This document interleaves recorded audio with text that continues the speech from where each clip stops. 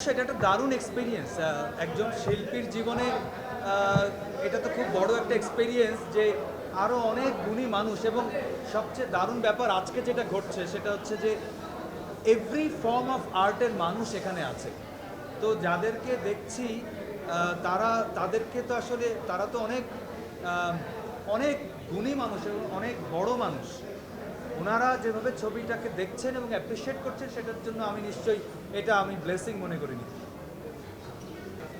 রোহিত দিয়ে ভালো কথা তো সব মানে আমি অনেক অনেক অনেক শুনেছি, অনেক দেখেছি, অনেকে পার্সোনালি জানিয়েছেন, অনেকে অন্যান্য বিভিন্ন মাধ্যমে জানিয়েছেন, লিখেছেন দেখে, কেউ হয়তো বা বার্তা পাঠিয়েছেন বিভিন্নভাবে। তো ভালো ব্যাপারগুলো নিশ্চয়ই ভালোই লাগে, আর শিল্পীর কাজ যখন উন্মুক্ত হয়ে যায় এবং আপনাদের মাধ্যমে যখন সেটা সবার কাছে গিয়ে পৌঁছয় এবং আবার তাদের অনুভূতি আপনাদের মাধ্যমে আমাদের কাছে এসে পৌঁছয়, তো এটা দারুণ ব্যাপার। আবার সমালোচনা যেগুলো হচ্ছে সেগুলো দেখেছি এবং সেগুলোকে আমি নিশ্চিতভাবেই ভালোভাবে দেখছি, কারণ একটা কাজের আলোচনা এবং সম আলোচনা দুটোই খুবই জরুরি। তবে সমালোচনা করতে গিয়ে সেটাকে খুব বেশি অবহেলা না করাটা ভালো, সেটা একটা ভালো চর্চা বোধহয় আমাদের সবার হবে। আর সমালোচনা সব কাজেরই থাকবে, সেটা খুব ভালো। আমি সেটাকে খুবই পজিটিভলি দেখছি এবং I really appreciating all the thoughts. দেখেন, আমি কখনোই প্রশংসা বা সাফল্যে গা ভাসিয়ে দেওয়া মানুষ নই, এবং সেটা কখনোই আমি করি না। সফলতাকে গায়ে মাখতে আমি চাই না। ভালো লাগছে, কাজের অ্যাপ্রিসিয়েশন হচ্ছে, এবং এই appreciation is always inspiration to me. আপনারা সবাই দোয়া করবেন যেন এভাবেই ভালো ভালো কাজ দিয়ে আমি আপনাদের সামনে আসতে পারি। আমাকে চেনা যাক না চেনা যাক, চরিত্রটাকে যখন মানুষ চিনবে, সেটাকে অ্যাপ্রিসিয়েট করবে, এটা দারুণ একটা অভিজ্ঞতা হয়ে থাকবে এবং সেটাই বহন করে যেতে চাই আমৃত্যু। জানি না সাধুর পরে কি, এখন পর্যন্ত জানি না। তবে যেটা আসবে সেটাই তখন বলতে পারবো যে সাধুর পরে কি। আমার প্রিয় তো সব কিছু, নেচারে যা কিছু আছে, নেচার আমার সব প্রিয় জিনিস। তো নেচারে যা যা আছে, I love all those things, I love nature. এই প্রশ্নটা আমি বারবার অ্যাভয়েড করে এর আগেও গিয়েছি। দেখেন, ব্যক্তিগতভাবে আমি দেশপ্রেমিক মানুষ।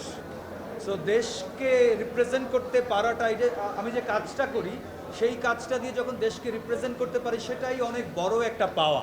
আর বিশ্বকাপের জন্য সকল দলকে, যারা যারা বিশ্বকাপে খেলছে তাদের সকল দলের জন্য আমার শুভকামনা থাকছে। আমার শুভকামনা থাকা বা না থাকাতে খুব বেশি যায় যে কিছু আসবে সেটাও নয়। তবে কোনো বিভক্তি তৈরি না হোক, এই কি দল করি কে কি দল করি, আমরা বিভক্ত হতে পছন্দ করি। তো আমরা কোনো কারণে যেন বিভক্ত না হয়ে যায় কোনো কিছু নিয়ে, সব কিছুই যেন আমরা খুবই ব্রাদারলি ডিল করতে পারি, এটাই। এই প্রশ্ন শুরু করলে I should take a class of everyone.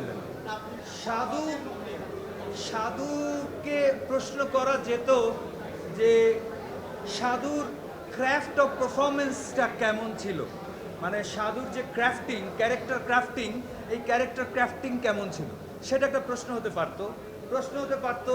যে এই পুরো ছবিতে সাধুর যে বডি ল্যাঙ্গুয়েজ, এই বডি ল্যাঙ্গুয়েজটা কি মিন করে এবং সেটা কিভাবে এই ছবির সঙ্গে গেছে।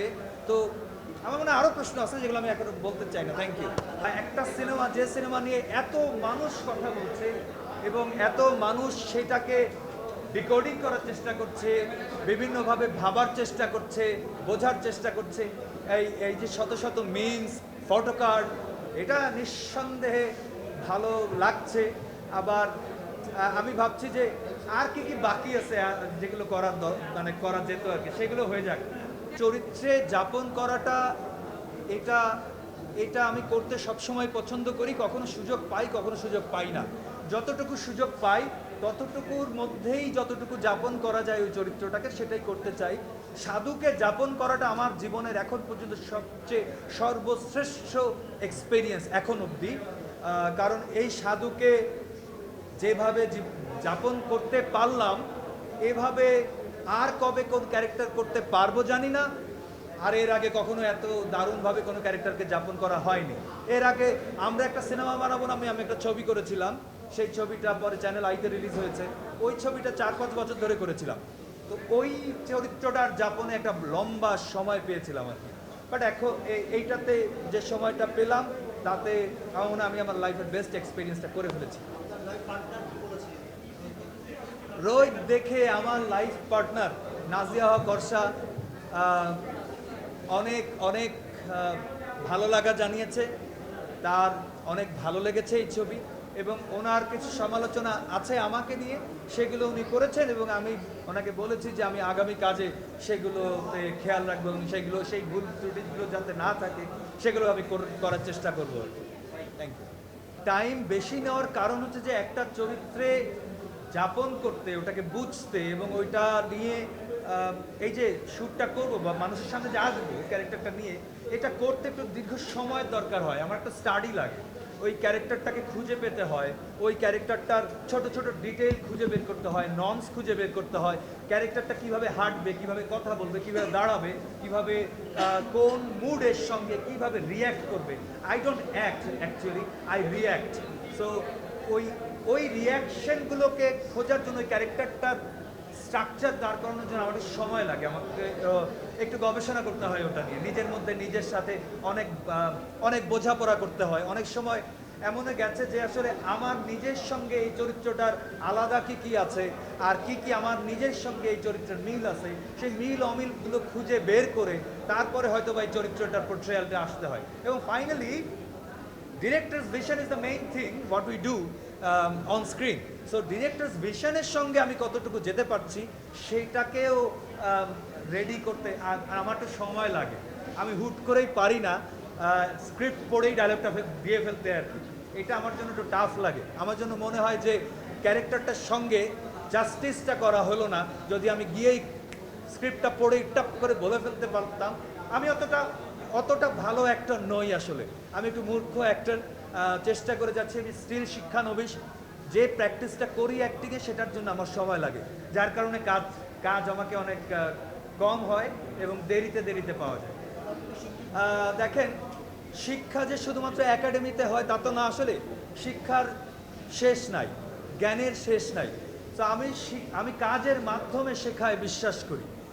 তো যে পড়াটা পড়েছি একাডেমিক্যালি, আমি অ্যাক্টিংয়ে মাস্টার্স করেছি, এটা ট্রু, কিন্তু ওখানে তো বইয়ে পড়া আর প্র্যাকটিক্যালি থিয়েটারে শেখা, কিন্তু স্ক্রিনে এটা আকাশ আর পাতালের পার্থক্য। সেই পার্থক্যটাকে রপ্ত করতে হলে সেটা কাজ করে করে শিখতে হয়। তো সেই জায়গায় আমি স্টিল শিখে যাচ্ছি। আমার মনে হয় আমি যতদিন বেঁচে থাকবো হয়তো শিখতেই চলে যাবো আর কি।